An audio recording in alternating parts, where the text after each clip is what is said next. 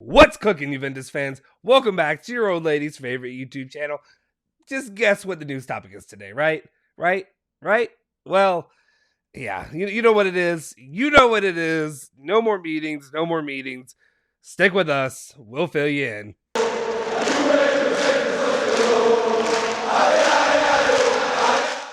Ciao ragazzi, welcome back to the Bianconeri Zone. My name is Justin Sofro. Today it's Monday, March 21st, 2022. And of course, I've got your latest rundown of all things Juventus. Let's not kid ourselves. There's one thing Juventus we need to talk about today, and that is what the news is all about today in today's show. You know what we're doing. You guys are tired of me talking about it. But before we get into it, make sure you smash that like button, hit that subscribe button, and hit that bell icon to stay notified for all of our latest videos. Now let's just jump into it.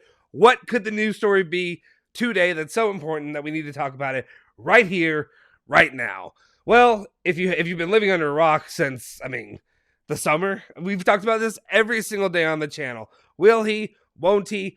The meetings after the meetings after the meetings after the meetings after the meetings. Are they ever going to get a deal done? Is Paulo Dybala going to be that center focus of Allegri's attack? Is he going to be the focus of what Juve are going to do in the future? Well, we have our answer today. The final meeting for Jorge Anton and Paulo Dybala to sit down with the Riva Bene and whoever else and talk about their future with Juventus, or I guess the no future for Dybala at Juventus. As it stands right now, we have the answer to the question, will he, won't he? Well, it appears they will not. Paulo Dybala and his agents, Jorge Anton, spoke with Juventus. Supposedly, the rumor mill of what was offered on the table for Paulo Dybala. Now, obviously, we look back and we look at October, when I think the number was around 8.5, plus bonuses, getting him to 10, 11, 12-ish, something like that. Then they came to the table once again earlier this year after, let's be honest, injuries resurfaced. He had a lot of injuries and a lot of issues.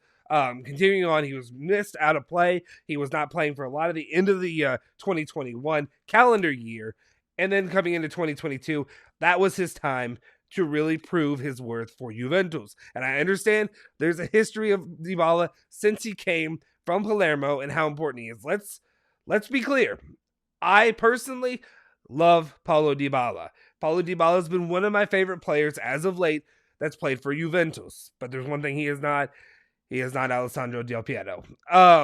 Anyway, they sat down at this meeting today, and supposedly the number that was put on the table was 6 million euros plus for bonuses, which I would imagine are equivalent to saying if you play without injury and how often you play, you make this money, which is right now, if you look at Paulo Dybala and his issues and his continuous injury issues, his being put out of play, being put out of important matches. And that's where I sit right now with this. Being out of important matches is what killed Dybala's career at Juventus. So right now, that was the deal. They said no, thanks, but no thanks. I understand that you have players like Rabiot and Aaron Ramsey who are playing for Juventus making 7, 8 ridiculous amounts of money. And yeah, if you're Dybala, you have a right to be upset. But right now, Dybala's value when it came to Juventus just hit the floor. And the reason I say that is because I hate to do recency bias, but recency is what's important right now. Looked at the big moments. Obviously, last year, Dybala was out most of the games. I think we did a stat on here that said something about he played like a total of 400-something minutes in the Champions League, pivotal matches over the last 4 or 5 years. Wait, that can't be right. No, it was way less than that. It was, I apologize. Ignore what I said. I'm trying to remember the exact amount, but it was a lot less than that in the pivotal match. Actually, no, that's probably right. Sorry, I'm not going to edit this out because I'm doing this on the spot from the heart. But right now, what it looks like for Paulo Dybala, yeah, because there's 2 matches back and forth. So he played less than half of the important minutes in those games. So obviously, what I want to talk about is the Villarreal situation. It frustrated me. It made me angry to see Paulo Dybala not come in and not be a pivotal piece for those games. Obviously, you can say what you want about injuries, about it re-agitating, if it's a knock, if it's whatever it is. But if Paulo Dybala is not playing in those matches, he's doing you no good. No good. I don't care. I don't give a damn if he's showing up and playing for Salernitana and scoring a goal in the first 5 minutes. You know why? Because Salernitana are a bunch of bums. We don't need Paulo Dybala to go beat Salernitana. We need Paulo Dybala to go out there and beat Villarreal, to beat Lyon, to beat Ajax, to beat Porto. All these teams, we need you to show up in those moments. We need you to show up in Inter like you did last time. I remember you showing up in Inter was in the 2019-2020 season, right before, the Pandy situation shut everything down. That's how long it's been. I have had a child since then, since the last time that you played. And he's almost 2 years old now. So it's just played important minutes and an important role doing what Juventus needed. But at the same time, I'm coming in harsh. I have frustrations about Dybala. Excuse me. I want to backtrack a little bit, though, and just say this. Because I know there are a lot of big Dybala fans, and I am one of them. I still love Paulo Dybala. I don't get all the nonsense that people... There's just... let's be honest. I love Juventus, and I love Juventus fans, but we have some of the dumbest fans in the world. That's what happens when you have the broad reach that you have. You get...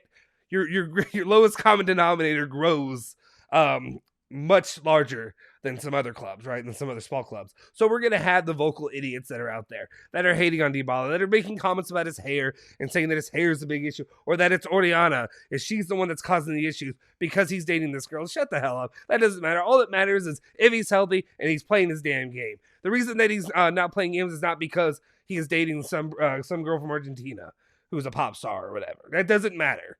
But at the same time, I'm just frustrated because I feel like at one point you didn't do your job, Paulo Dybala, when it came to making sure you were healthy, and you didn't...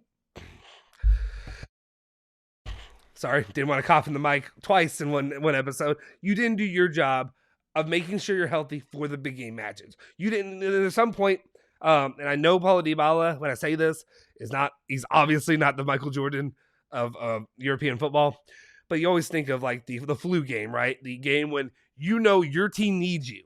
Get off your ass, show up, play your game, and do what you can to help your team. We hadn't gotten that from Dybala, unfortunately, here lately. But at the same time, again, I know I'm being harsh. It's been a long pressure cooker, I feel like, on the channel, because we've been talking about Dybala. We've been talking about will he, won't he, the meetings after the meetings after the meetings after the meetings after the meetings, that I am so glad that I will never have to say again when it comes to Paulo Dybala. Will I say it about some other players? Probably. I'll definitely say it about some other players. Bernardeschi. Maybe Bernardeschi's the next one. The meetings after the meetings after the meetings.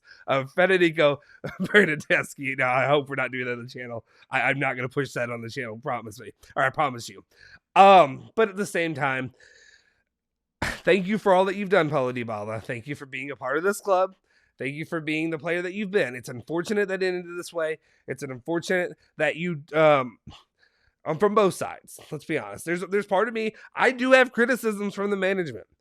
Let's be honest. And I know I'm going back and forth, but this whole, you can't, I don't feel like if you have a pulse as a human being, you cannot be on one side or the other. You've got to be somewhere in the middle, leaning more toward get out, leaning more toward stay. And the reason I say that is, as fans, you have to be frustrated with all the crap with Jorge Antun and him not being a real agent and that whole situation. Dybala did bad on that side. And then on Juventus' side, let's be honest. If you offer Paulo Dybala 8 point whatever million euros plus whatever bonuses in October, you should stay by that. You should stick with that offer. I don't care, how long it takes to get the deal done. It seems like it was both sides. It doesn't seem like it was just Paulo Dybala and Jorge Antun canceling meetings. It seemed like it came from both sides. I think just for a player that's been here since, 2015 or whatever, a player that's been here, and been an important part of your club, who's worn the Capitano armband, I feel like you got to do right by him, and you keep what you put on the table to begin with. I think it was wrong to keep moving the bar down, and I understand the reasoning. Don't get me wrong. I understand the reasoning, and business-wise, it's probably a smarter move, but at the same time, it is frustrating to see a player like that just to say, yeah, I think we're going to go lower. Yeah, I think we're going to go lower. Yeah, I think we're going to go lower, right? It is what it is. I wish Paulo Dybala the best, and I hope that he succeeds wherever he goes, as long as it's not Inter. If it's Inter, burn in hell. Just kidding. I'm kidding. But, Anyway, Now, the other conversation that we need to have here as a fan base for Juventus, where do we go from here? Well, we've talked about on the channel, and we're going to continue to cover it. Trust me, there's going to be a lot we're going to be talking about when it comes to the future of who's going to be replacing Dybala. We've talked about some potential midfield moves. We talked about, obviously, first off, Paulo Dybala wouldn't be able to play in like a 4-3-3 or any of those. He didn't thrive in any of that, right? He did what he could, but he didn't really thrive. At the same time, that's why you can potentially see Juventus going out and getting a guy like Nicolo Zaniolo. And I understand there's injury issues. It could be Paulo Dybala part 2. But he's younger. Hopefully, I mean, he's been looking all right here as of late for Roma. We'll see if he can keep that up. That's one option that's thrown out there. And then we talked about Zaniolo, but really, when you lose Dybala as well, you need an attacker. You're not just replacing him with a midfielder like Zaniolo. I understand he's an attacking mid, but at the same time, you need to replace that with a potential big name attacker. And I feel like that's where Juventus have been leaning into the idea of Raspadori coming in. He's not obviously the level of Dybala right now. He has a high ceiling, but we'll see what happens there. That's another name that Juve could be looking into. That's what we know for right now, that Juve are particularly high interest in Zaniolo and Raspadori. We'll see. There's been rumors, though, also about Zaniolo that he already has a deal, or he's moving toward an agreement of a deal with Roma to return there. And I know that may be a sigh of relief to a lot of people, including my co-hosts, Julian and Alejandro as well. So anyway, we'll see how this works out. But in the end, the main story is Paulo Dybala. His time is done at Juventus, and it is a somber thing, regardless of how you feel. It is sad to see Paulo Dybala leave in the summer, and it's going to be hard regardless. But at the same time, I think anybody who has said just let him go and has these frustrations, you are more than valid in saying that and doing so, because he has not lived up to what you expect, or expectations that are made of him, in a long, long time, right? So anyway, guys, let me know your thoughts in the comment section down below. What do you think? Are you sad? Are you happy about the departure of Dybala? Are you just relieved that it's finally over? No more talking about this. I know you guys are sick and tired of hearing about it. Also, let me know who would be your option that you would pick to replace Dybala there in the attack. Let me know that in the comment section down below. Anyway, guys, that'll do it for this video. Please hit that like button, smash that subscribe button, hit that bell icon to stay notified for all of our latest videos. And also make sure you follow Bianconeri Zone at Bianconeri Zone on Twitter, on Instagram, and on Facebook as well. And then also, if you feel so inclined, follow me at Justin Sofro on Twitter too. I'll see you guys next time. Forza Juve, Forza Bianconeri, Arrivederci, Paulo Dybala.